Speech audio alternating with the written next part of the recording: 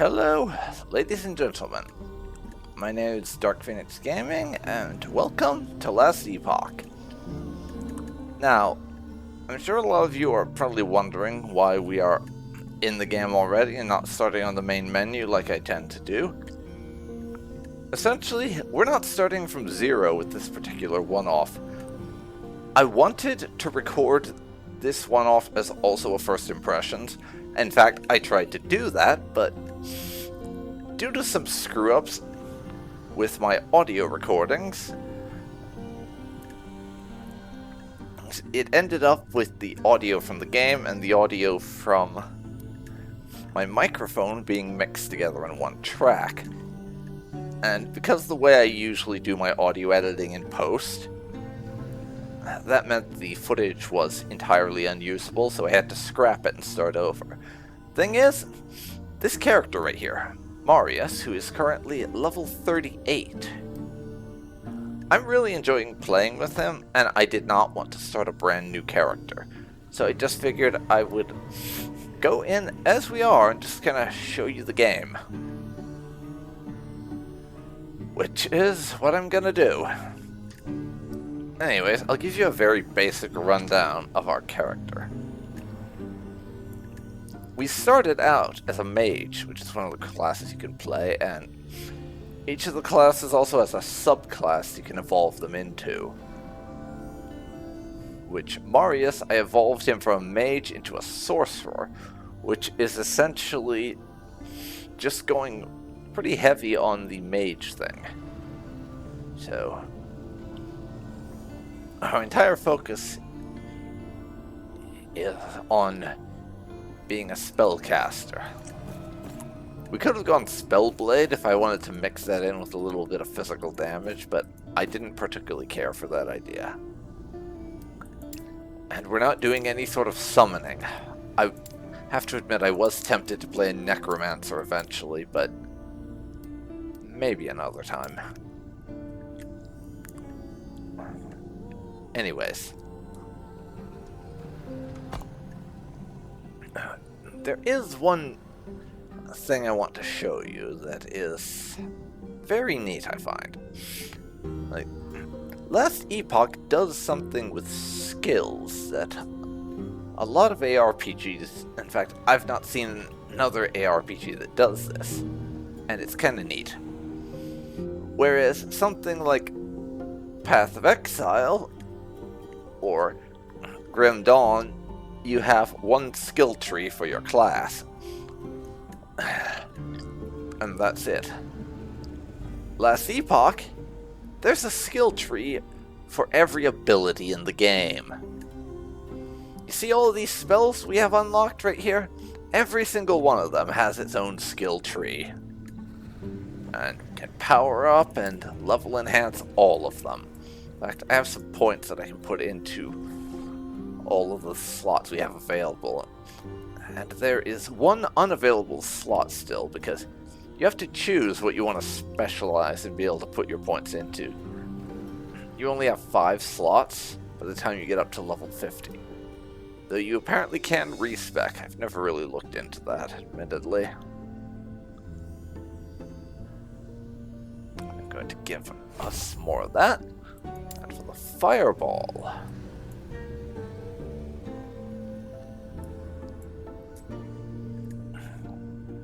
see here. Now the ability to a flamethrower.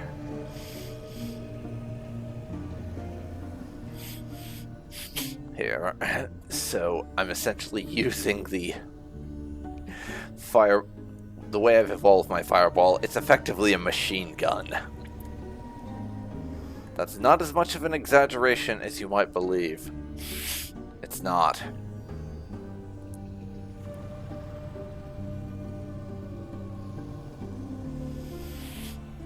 See, Orb of Destruction, cast speed.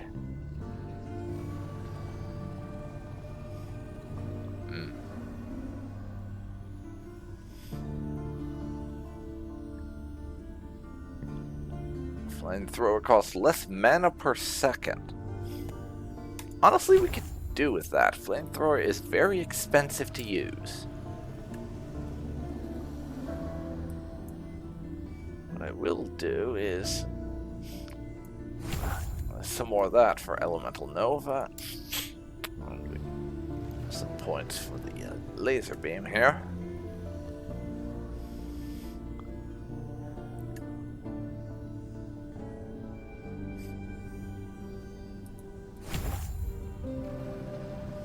And shock chance. And nerve center. Yeah. That's those points.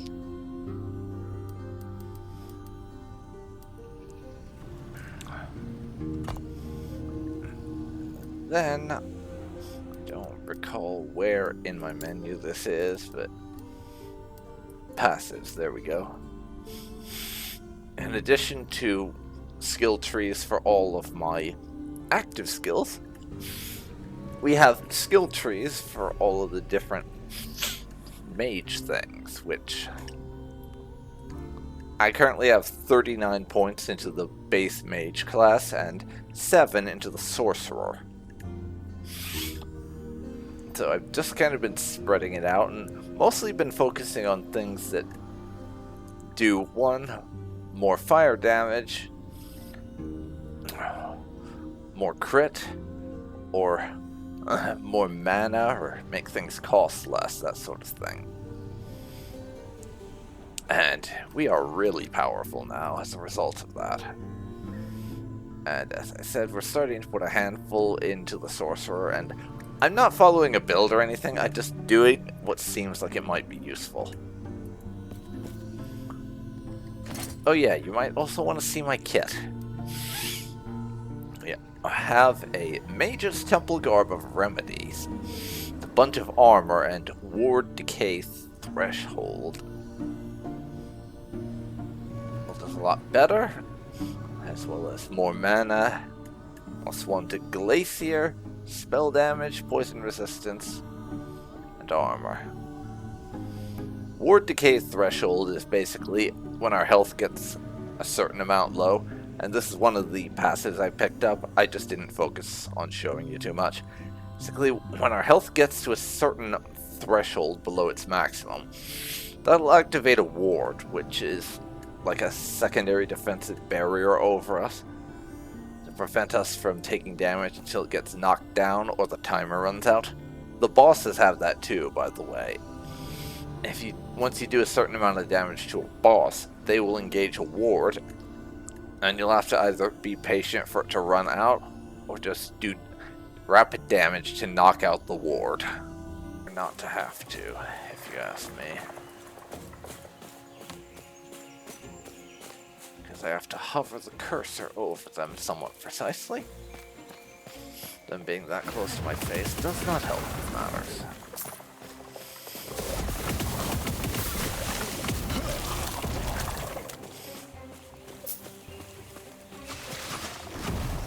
I cannot.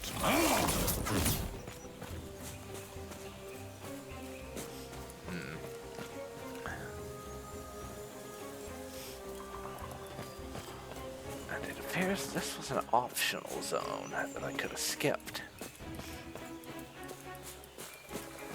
But hey, I enjoy these trips to the prehistoric past kind of thing. I just do.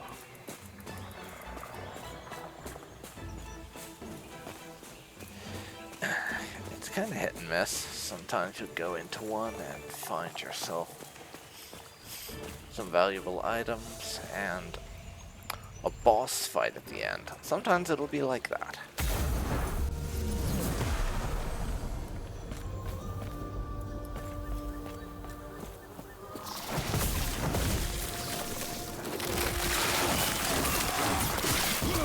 I cannot do that. I cannot do that. Yeah. I cannot do that. And lower sewers. See if out on the map at last. I cannot do that. Flies away.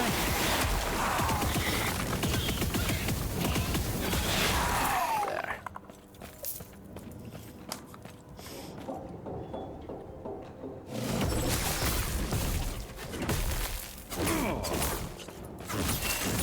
Yeah, I can freeze things too. I always forget about my freeze. I cannot do that. Call it a personality flaw, but yeah, I forget that I'm able to freeze I guys. cannot do that. I forget about my lightning because it's crap. And yes, boss fight.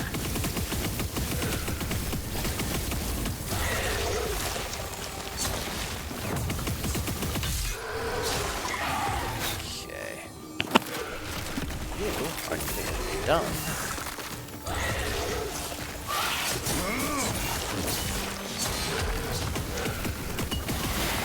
My heals. And level 40.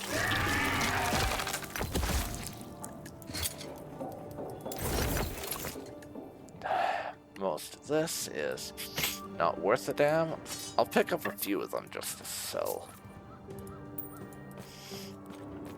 As it is useful to sell the stuff to get more money.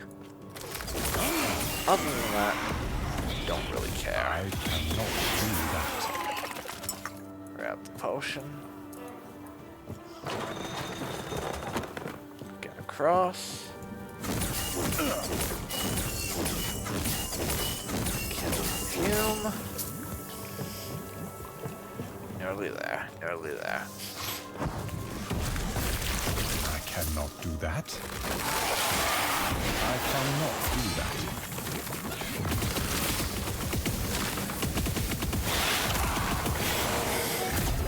Gotcha. Thank you.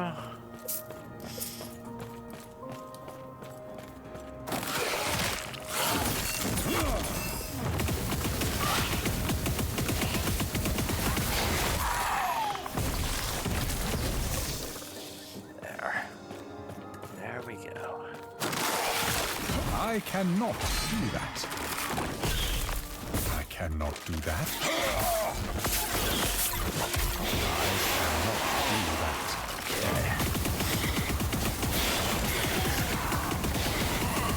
I can. With that, we're done with you. Keep pushing.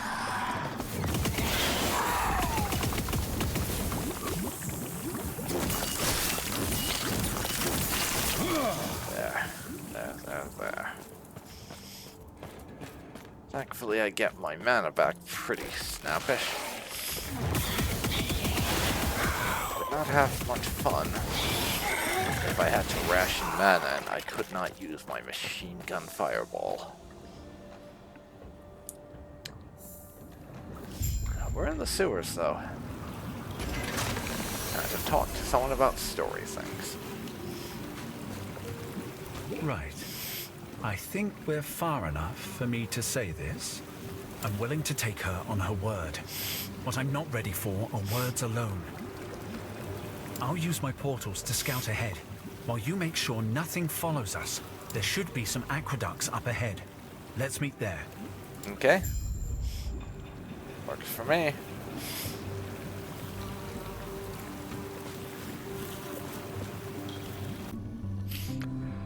Alright, so we're back. I decided that I wanted to show off a little bit of one of my other characters. So here we are with Maluda, my necromancer, who is the only character I've actually finished the main story with. And conclusions on that so far took me a few more hours. But I basically, since Necromancer can spam all of the minions, I could rush through a lot of the things that took me a while. As a sorcerer. So it's much faster. Also, this is just a feeling I get, and I could be totally freaking wrong. You can see I have a few tabs full of stash there. I could be completely wrong, but I feel like I was gaining experience faster with the necromancer. Possibly because my minions, if they caught a whiff of an enemy, would just go off and kill them. Also, as you can see, the shape of my webcam has changed yet again. I'm still experimenting when it comes to having a webcam and stuff. So I'm trying to figure out what works, but I just find that a circle or a rectangle, it's much easier to make it so that I'm not over important game elements.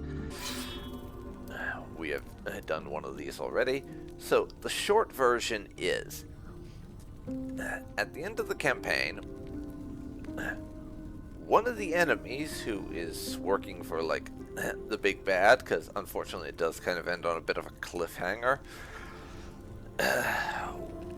one of the developer things for stuff they want to do in the future was expand on the campaign some more. So honestly, most aRPGs I find tend to put more focus on the gameplay rather than the story, so I'm not overly upset about that. I am annoyed though, as someone who generally doesn't like it when stories end on cliffhangers and you don't know when you're going to get the next part of that, if at all. But in general, I find the last Epoch's gameplay quite fun to play through, so that doesn't really bother me. Anyways, to get back to what this is, the basics of what you're doing in the endgame are, the Monolith of Fate has a bunch of alternate timelines where things happen differently. Like, you didn't travel back in time to that specific point in the story, so something happened differently. Now, about to hit 63, and as you can see from this, the timeline that we're currently doing stuff in is level 66, so we are 4 levels beneath the recommended level for it. It's actually going relatively okay so far, and I'm gonna do one of these.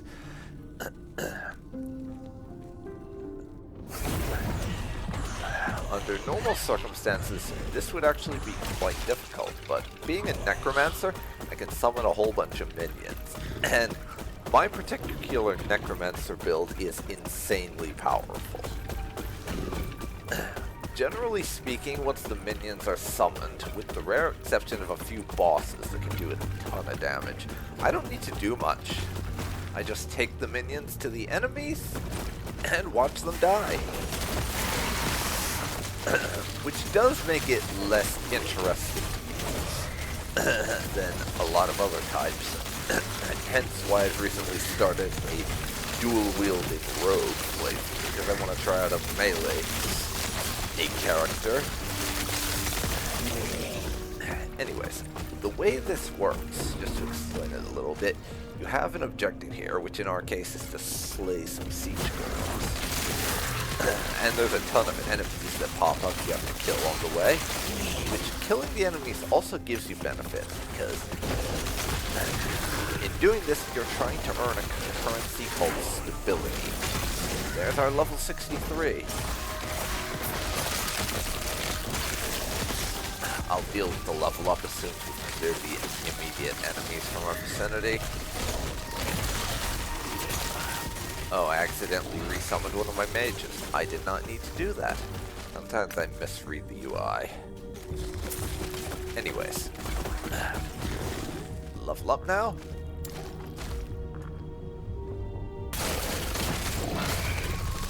Kill enough of them and they will drop valuables. But if you're going to be for too long, they open a portal and run away. As we killed that one, we get all of the loot. I'll take that stuff, and probably a lot of it will end up going in my stash. I have more gold than I know what to do with, and I never buy from merchants, really, so for the most part, that would just go in the stash to be used by another character, so that I can get them leveled up faster, speed up my finished campaign.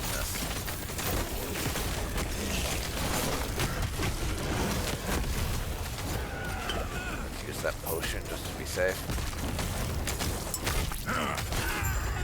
And we win.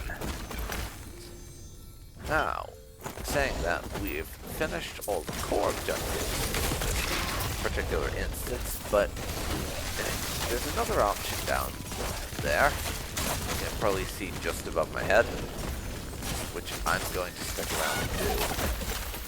Essentially, it's a way of encouraging you to do some more map completion, see as much stuff as possible, but if you kill a certain number of enemies on the map, it gives you a bonus visibility, which means you don't have to do quite as many map instances to unlock the next quest from the timeline.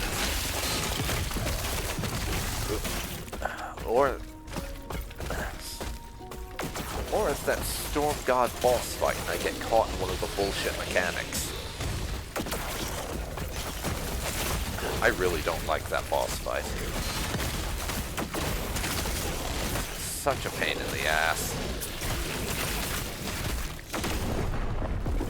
Speaking of dying, because you get caught in an attack.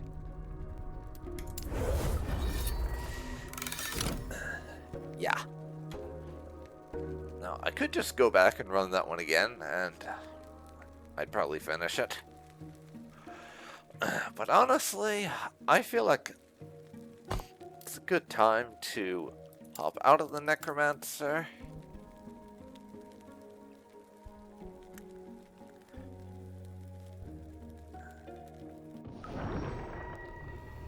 And into my level 8 rogue.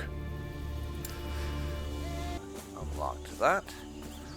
Of course, I still need to find my way to the side quest objective here. Yeah. You can definitely feel the threat of the enemies you're up against a lot more. There's a hell of a lot more challenge. You have to be up close and personal like this.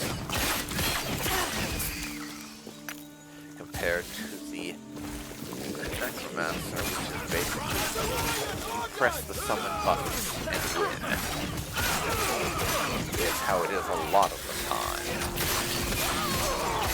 Not every fight, mind you. Every single fight in the necromancer is press summon button win. But it's often enough that I don't really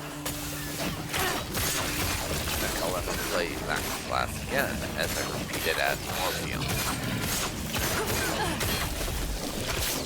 Not to clown on anyone who likes Necromancer. It's fine, I just like it less than other stuff.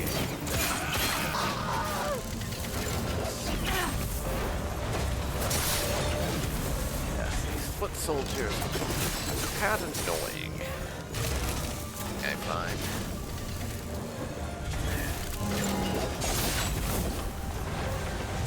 I do have to actually dodge out of their attacks, too.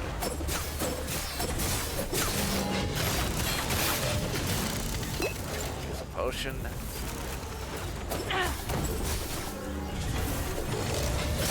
Not happening.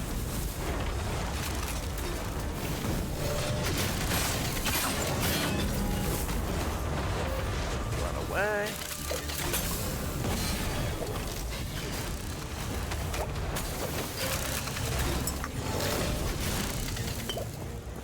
Another potion.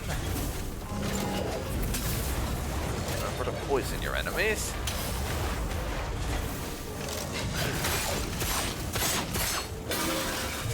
One down.